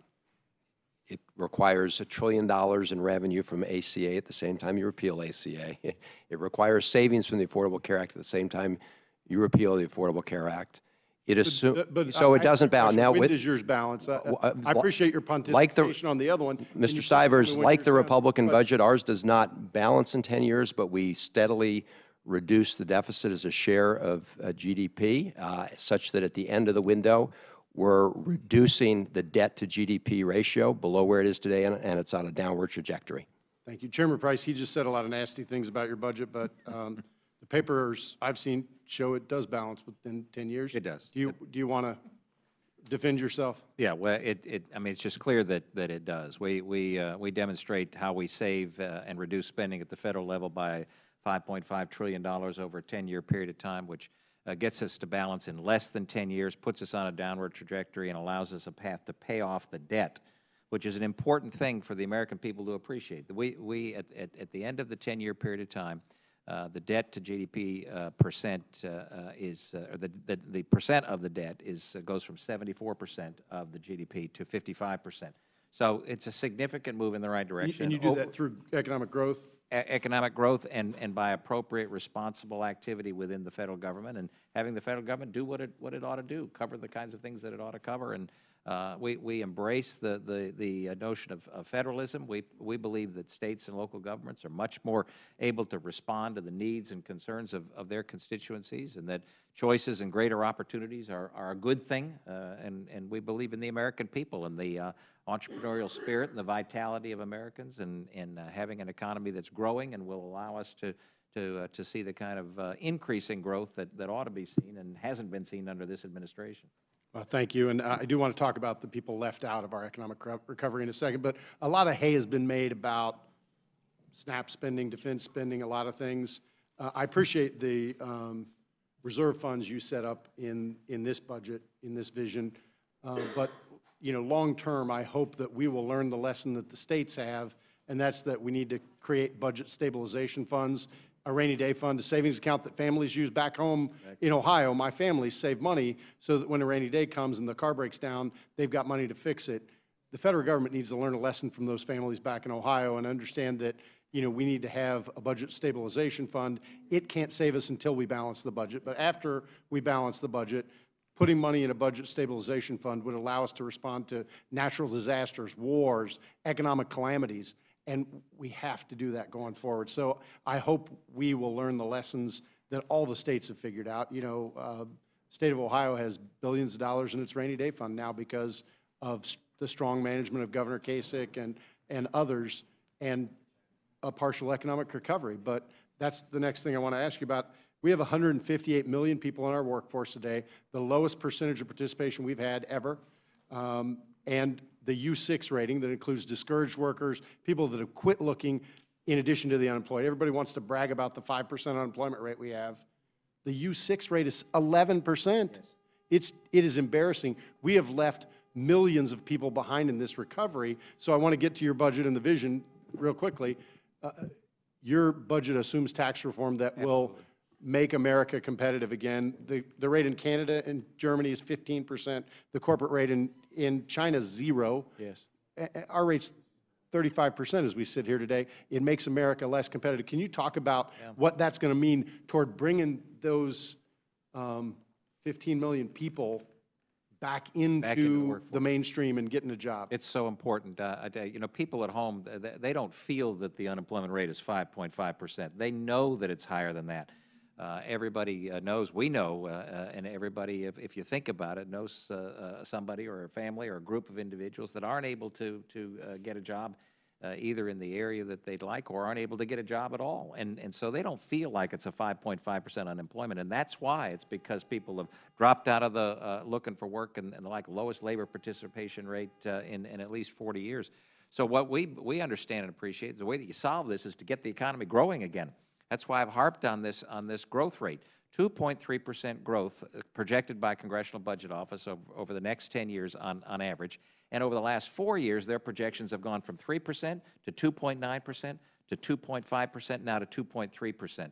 That every time you ratchet down, it harms people's lives, it decreases opportunity, it decreases the ability for people to provide for their families, for either from a nutrition standpoint or an education standpoint or a roof over their heads. So getting this economy growing again is exactly what needs to be done, and that's why tax reform is so imperative. You cannot have a growing economy without tax reform. Just isn't going to happen. Thank you. And the last thing, and I know I've used more time than I probably should have, real quickly, I want to touch on our $18 trillion national debt, and that ongoing deficits, basically, let me put it in layman's term, means we're stealing from our kids and their kids to fund spending today. Yes. That is on behalf of my daughter, Sarah, who's 5, and my son, Sam, who's 3, and all our kids. Let me just plead to you, both of you who run the Budget Committee and are the ranking member on the Budget Committee, please think about our kids. It's imperative. You can't, in your personal life, in your business life, in your community, you can't spend more money than you take in on and on and on. It just doesn't work. And now we have a nation that's over $18 trillion in debt. And as Mr. Woodall and others have pointed out, when the interest on that gets to be at a rate at the end of this decade where we're spending over $1 trillion a year a year just on the interest. Those are all dollars that can't be used to pay the rent, can't be used to buy a house, to buy a car, to send a kid to college, to expand a business, or to start a business. All the things the American people want to do are harmed by the current policies in place, and that's why we need the positive reform that we've talked about. And that's why balancing our budget as soon as we can is so important. Thank you, Mr. Chairman. I yield back the balance of my time. Chairman yields back his time. The gentleman for Georgia, Mr. Collins, recognized. Thank you, Mr. Chairman. I Yes, sir. appreciate it. I think more than anything else, in my time up here and looking over the past couple of years and then also looking today, and I see, of course, my friend from Georgia, and I want to talk in a minute about the time that we had in the General Assembly. My whole process of government came from that. Ms. Van Hollen, I appreciate, your perspective. I look at friends from Indiana and Minnesota and Virginia. Everybody has an opinion on the budget, on how to best spend it, and it's about priorities. I think what is left out is also, however, is what my friend from Florida, Mr. Hastings, just said, talking about America. He basically said hardworking Americans made choices. What we've done for so long here is not made those choices. And this, no matter what you want to say, from military spending, discretion, we've got to get back into choice. I'm asked often when I go back home, why don't you do this, or why don't we do this? And I say, because the money that we have is not available. We can't make the choices to either spend more in military spending, which I'm still a member of the United States Air Force Reserve. To this day, still serve my time. I'm a believer in military, but you've also got to have a balance on what is appropriated, what's not appropriated, what should be the cap, what should not be the cap. There are things government should be about, but the way we're spending over the past number of years and into today makes that impossible for choices. And I think that's the part that it really comes to the bottom line. People can hear whatever they want to hear in this budget. And Dr. Price, I am so glad that you took this on. You put together something that can be worked and can be explained. But what most people don't understand is how we can continue on the same path over and over and over again and just assume that it'll all get better. When you did a budget, and we had to do the budget in the state legislature in Georgia, it was a hard and fast, constitutionally mandated, equal, balanced budget. And that included our bond spending. You had to include how much, just like a regular family, had to include everything in it. We've got to get away from what's on budget and what's off budget. We've got to get away from mandatory spending taking up 84% of our money. So that really, honestly, we come in here and we fight about 6 to 7%. That's all we come in here and we talk about. 6 to 7% on how we're going to spend it here. We're going to food stamps here, defense, other things here, 9% in defense. We're going to spend it on Pell Grants. We're going to spend it on EPA. Having funds set aside that are not spent, unobligated funds, this is what most people don't understand. So I just want to say, everybody will have their chance when we take this to the floor. You're voting your priorities when you come. Dr. Price, I appreciate what you've done and the committee's done, and others who are going to be offering because they present their priorities. But at the bottom line, the 9th District and others on this committee, we've got to come to a position to where we make priority choices, not based on ever-ballooning numbers of a bad economy, but on the basis of saying, let's move towards sanity. And we do that, then we can move forward. And with that, Mr. Chairman, I yield back. Mr. Collins, thank you very much. Well, we've had an opportunity today to hear from two of the stars of the shadow. And I will tell you that this committee has bettered ourselves not only by looking at the work that's been done on both sides, but really by both of your contributions. I don't know, I would ask the gentleman if he had got an answer to my question by now. He may or may not. FY16 ACA spending will be $104 billion. I don't have the number on those covered because there are varying opinions on that. About so $104 billion. $104 billion for 16 million is their report. They're touting 16 million people. We're going to spend $104 billion.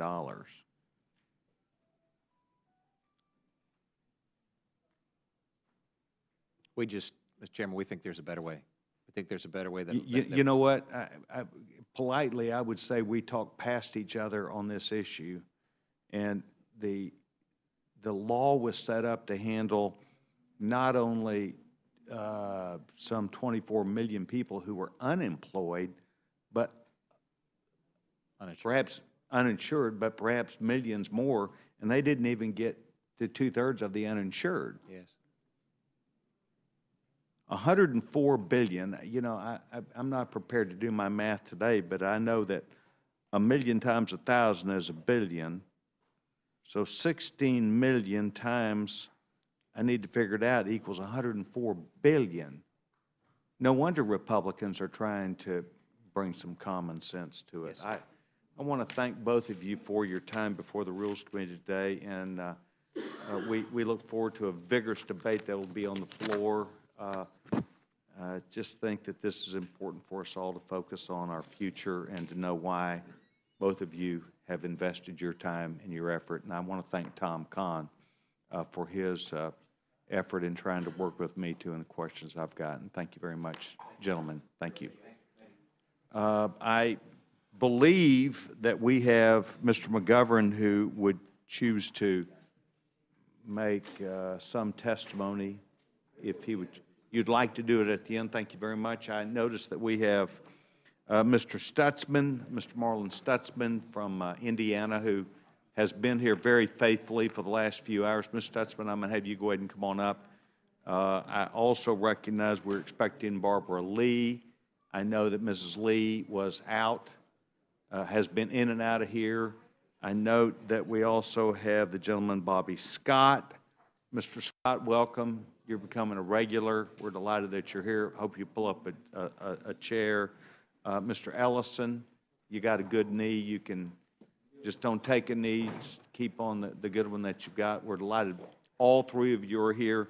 If Mrs. Lee comes back, we'll include her. I think each of you have been sitting here in the committee and hearing our discussions. I know you know that we're trying to get through what we're doing tonight. So without objection, anything you haven't read will be in the record, and I would appreciate anybody to summarize what they have. The gentleman, Mr. Scott, would be recognized first. Thank you, Mr. Chairman, Ranking Member Slaughter, and other members of the committee. On behalf of the Congressional Black Caucus, I come before the committee to support an amendment in the nature of a substitute. On behalf of CBC Chair G.K. Butterfield, Congresswoman Lee, and Congresswoman Moore, this nation's budget reflects its priorities, and this budget, I believe, better reflects the nation's priorities than the underlying budget. It's in stark contrast to the Republican budget, which uses assumptions, for example, $4.7 trillion in mandatory spending cuts. Mr. Chairman, you're not going to do that. You tried $80 billion in food stamp cuts last year. You ended up couldn't do 8. You're not going to repeal Medicare. You know, it's just not a realistic budget. It has all kinds of... Excuse me, repeal Medicare? Medicare as you know it. You change Medicare. Oh, as we know it. Well, you change Medicare, you repeal Medicare and replace it with a voucher. Okay. Which will be totally, and you save money because the voucher doesn't come anywhere close to covering the cost of health care that Medicare now provides. The CBC budget has real numbers. We have $2.7 trillion in tax increase, in revenue increases. We show about $5.6 trillion in possibilities.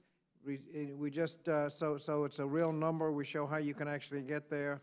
We have significant increases in jobs, safety net, and others. And I'll just, at this point, stop and ask my statement be entered into the record. Without objection, we'll do that. Thank you very much. Mr. Ellison?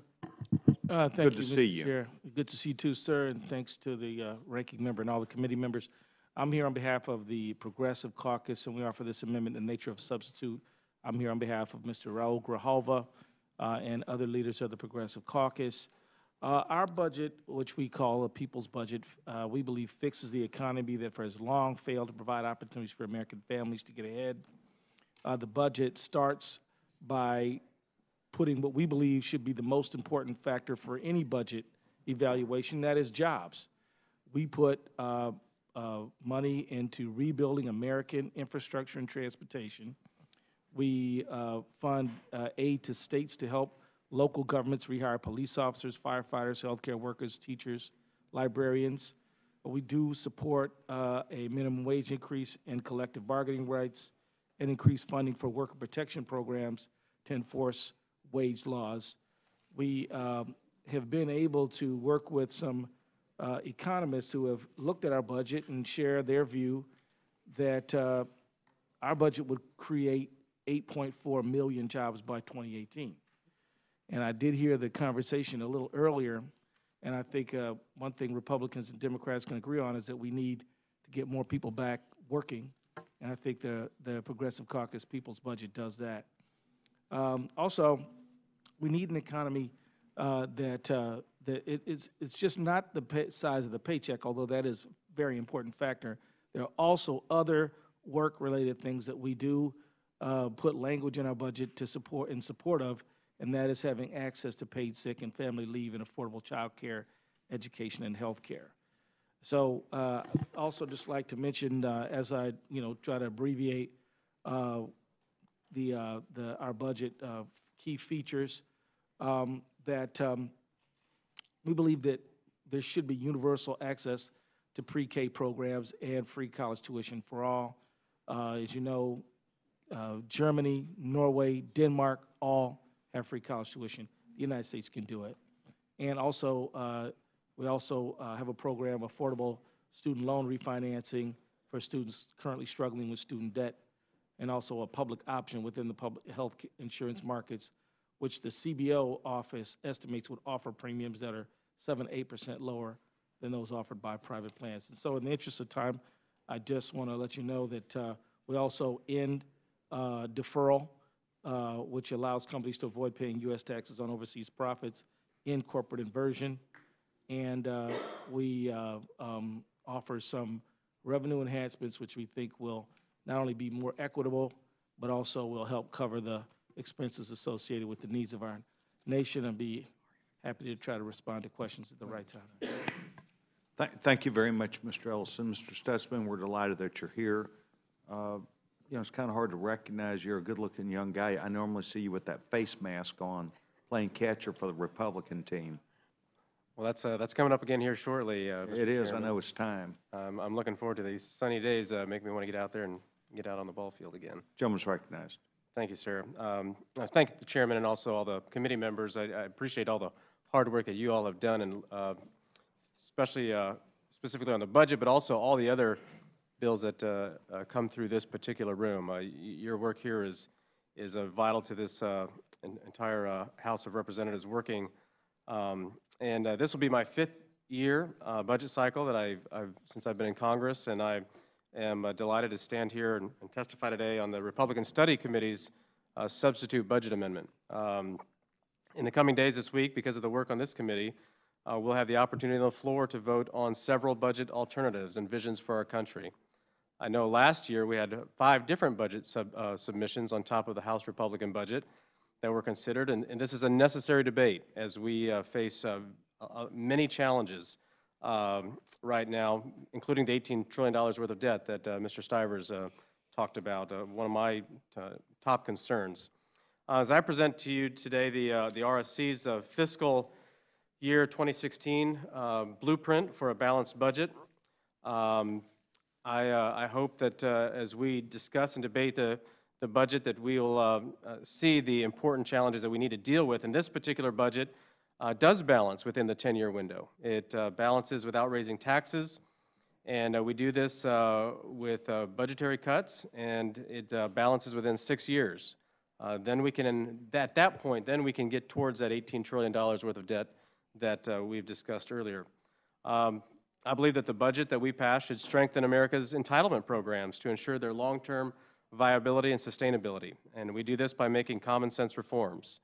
The budget that we pass should also ensure a strong, responsible national defense, and we accomplish this by giving our men and women in uniform the resources that they need to face a 21st century challenge, the 21st century challenges that we face all around the world. And finally, our budget, the RSC budget also promotes pro-growth policies that will empower America's economy. As Chairman Price talked about earlier, the recovery has been very, very slow, and Americans across the country feel it. And our budget proposes reforming investments in infrastructure, encouraging domestic energy development, and fair tax codes. So I'm delighted to be here with you, and of course the gentleman from Georgia has been through this process presenting a budget to this committee, and he of course knows the work that it takes, but appreciate your consideration And it's good to be here in front of you to testify on the behalf of the RSC. With that, Mr. Chairman, I'll yield back. But standing up for what you believe in, I think that's very, very important. Chairman Cole? No questions. Gentleman does not seek time. Mrs. Slaughter? No questions, but I thank all three of you for your hard work. It's a tough job to put a budget. Darn sure is. Does any member of the... No, I just say I support Mrs. Scott and Mr. Ellison's, but, yeah. I need to ask Marlon something very important. Okay. And but I have no further questions. Right down the- Keep this going. I'm sorry. No, that's okay. I explain to you later. All right, She'll get with you later there. The gentleman's recognized. We'll start that over real fast. all three hopefully been made in order, and we can have a debate, but I support Mr. Scott and Mr. Ellison. I think that's a key point, that your time is well spent up here is what they're trying to tell you. Does any other member seek time? No. Does any other, the gentleman from Georgia is recognized. Just briefly, Mr. Chairman, I do know about the hour upon hour, week upon week that it takes to put this. We spend so much time up here talking. Budget day is one of the only days where people start to put their legislation where their mouth is, and I'm grateful to each one of you for giving folks an opportunity to do that. I just wish these were things that were going to the president for his signature as opposed to vision documents, but it has to be good exercise to get folks voting their campaign speeches and voting their constituent input. It just drives me crazy that folks aren't willing to do what you all have been willing to do, and I'm looking forward to tomorrow and the rest of the week. Thank you, Mr. Chairman. Thank you very much. Does any other member of the committee seek time? Thank you very much. I want to thank all three of you, and I think the point was made perhaps by Mr. McGovern or Mrs. Slaughter that we do believe it's important that your time that you come up here. This is one of the most important activities of the United States Congress, and for each of you to participate with the groups that you represent and deeply believe in, it really does matter that I think that you get a chance to vote on that also. And so it's time well spent. I want to thank all three of you for that. If you'll please leave things for our awesome stenographer, any of your statements, it would be very helpful for the record also. Thank you very much. The committee would now defer to the gentleman from Massachusetts for any... Mr. Chairman, I think what I'll do is explain my amendment when I offer it, because I know it's probably not going to be made in order anyway, so I'll only explain it once. Thank you very much. I will yield back my time. Thank you very much. The gentleman yields back his time. I do not see where any other member is seeking time on this very important bill, H. Con Res 27. So this closed the hearing portion of this meeting. I want us to know we're on votes right now. The gentlewoman, Mrs. Slaughter, had asked how quickly we'd be prepared to report this out, and the answer is hopefully immediately after Mr. McGovern has a chance to explain his amendment or whatever he chooses to do. So we'll be in recess subject to the call of the chair.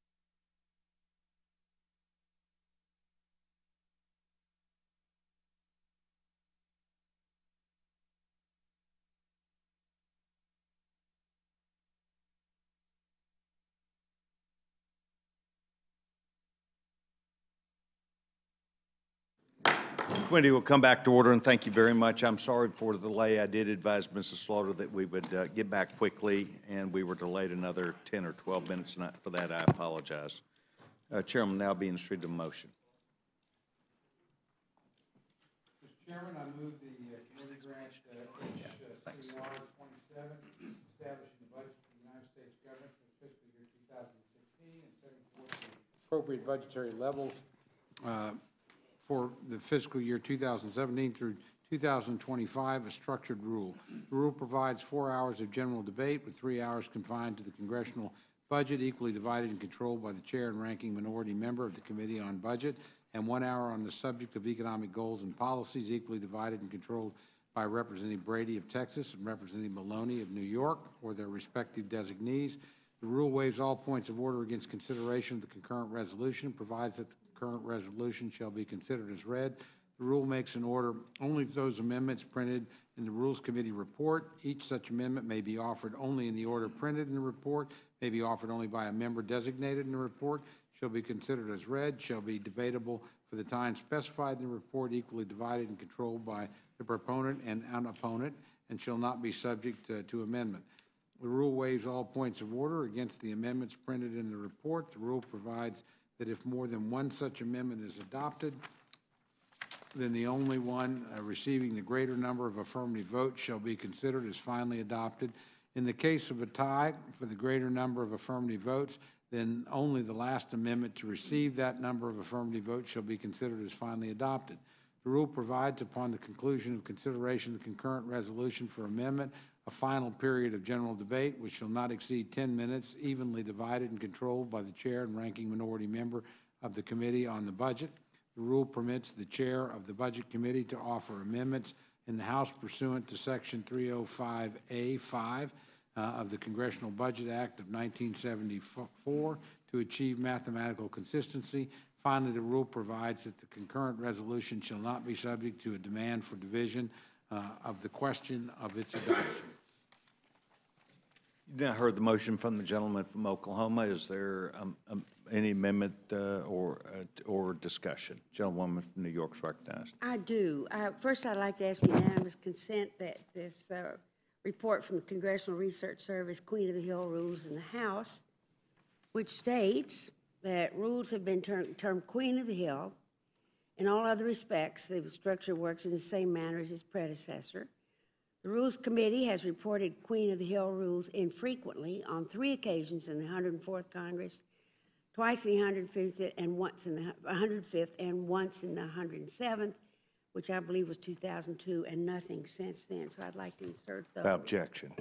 And another point I just would like to make, it's always been the habit and tradition to let the Democrat or the minority substitutes go last, and I see that you have changed that order. And you're only giving 10 minutes to the one where you add all the money to the OCO. All the others have 30. Is that correct? I believe that's correct. Yes, ma'am. All right. Well, we just wanted to point out that changes have been made and changes can be made. That's the purpose of the Rules Committee. And I know Mr. McGovern has not yet given his amendment, so we're anxious to talk that. Gentleman is recognized. Thank you, Mr. Chairman. I have an amendment to the rule. I move that the committee make an order and give the necessary waivers for my amendment number 1, which would prevent cuts to SNAP by exempting it from reconciliation instructions and preventing SNAP from being converted into a block grant.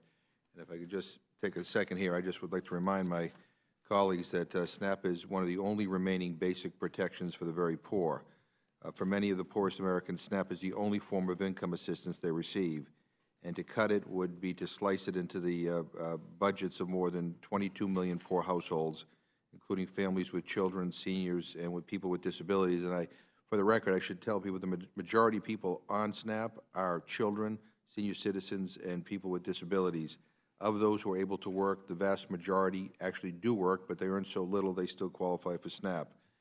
SNAP provides food benefits to low-income Americans at a very basic level. The average benefit, I think, is already too low, which is less than $1.40 per person per meal. SNAP was cut in the Farm Bill. The ARA cuts were, the ARA funds for SNAP were no longer continued. Everybody's received a cut, and I just think it's a lousy idea to try to balance the budgets of the backs of the poor, and I urge my colleagues to vote yes on this amendment. Thank you very much. Further discussion? The gentleman. Just that we agree with Mr. McGovern. Hope people will vote yes for the sake of their conscience. Yes, ma'am. Mr. Price, Chairman Price, talked about how he was hopeful that the opportunity for the economy to come around and be better would be realized. I think there was some nodding of the heads. I don't know whether that's going to happen or not, but I will tell you that I agree that the gentleman, when he talks about how important SNAP is, that there's a recognition. I hope that what we will see is a strong discussion, not only the Agriculture Committee, but across this methodology is going to take place. Well, and if I could just make one other point. Yeah, so you have a $125 billion cut and a reconciliation instructions for $1 billion additional, but we're told that that's a floor and not a ceiling. And we do know that the estimates for some of the farm subsidies to a lot of big agribusinesses was underestimated in the Farm Bill, so they're trying to find ways to make up the difference. And my worry, because I think as one who sits on the Ag Committee, I think I have a pretty good sense for where it's going, is that they're going to dig deeper into this program. And I look at the economy is getting better as we speak, but unfortunately, the people who are benefiting from any kind of recovery are people at the top, and not people who are struggling in the middle or those who are in the bottom income level. So, for a whole bunch of reasons, not the least of which, this is not the right thing to do. And this program is always targeted. It's used as an ATM machine to pay for everything. And I think the one thing I would like to hope there could be some bipartisanship on is making sure that everybody in this country has enough to eat for them and their families. So with that, I urge a yes vote. Further discussion? Vote will now be on the amendment from the gentleman from Massachusetts. Those in favor signify by saying aye. Aye. Those opposed, no. No. The noes vote. Ask for a roll call, Mr. Chairman. Gentleman asks for a roll call vote. Ms. Fox, Mr. Cole. No. Mr. Cole, no. Mr. Woodall. No. Mr. Woodall, no. Mr. Burgess. No. Mr. Burgess, no. Mr. Stivers. No. Mr. Stivers, no. Mr. Collins. No. Mr. Collins, no. Ms. Slaughter. Aye.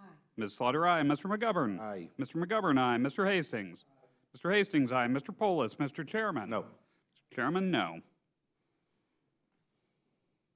Clerk will report the total. 3 yeas, 6 nays. Motion is not agreed, amendment's not agreed to. Further amendment or discussion? Seeing none, the vote will now be on the motion from the gentleman from Oklahoma, Chairman Cole. Those in favor signify by saying aye. Aye. Those opposed, no. No. The ayes have it, the ayes have it. Gentlewoman asks for a roll call vote. Ms. Fox, Mr. Cole. Aye. Mr. Cole, aye. Mr. Woodall. Aye. Mr. Woodall, aye. Mr. Burgess. Mr. Burgess, aye. Mr. Stivers. Aye. Mr. Stivers, aye. Mr. Collins. Mr. Collins, aye. Ms. Slaughter. No. Ms. Slaughter, no. Mr. McGovern. No. Mr. McGovern, no. Mr. Hastings. No. Mr. Hastings, no. Mr. Polis. Mr. Chairman. Aye. Mr. Chairman, aye. Clerk will report the total. 6 yeas, 3 nays. The motion is agreed to, and the gentleman from Georgia, Mr. Woodall, will be handling this for the Republicans. And I will handle it. And Mrs. Slaughter for the Democrats. Is there further discussion? When do we expect to come back, Mr. Chair? I think we've called that for Wednesday at 3 o'clock in the afternoon. Wednesday at 3 o'clock, I believe, is the SGR discussion. But with that said, it will be Wednesday, because it'll be Wednesday, and I'll double check that, but I believe 3 o'clock in the afternoon. Further discussion, I want to thank members for their hard work today. The committee is now done with its work for the day.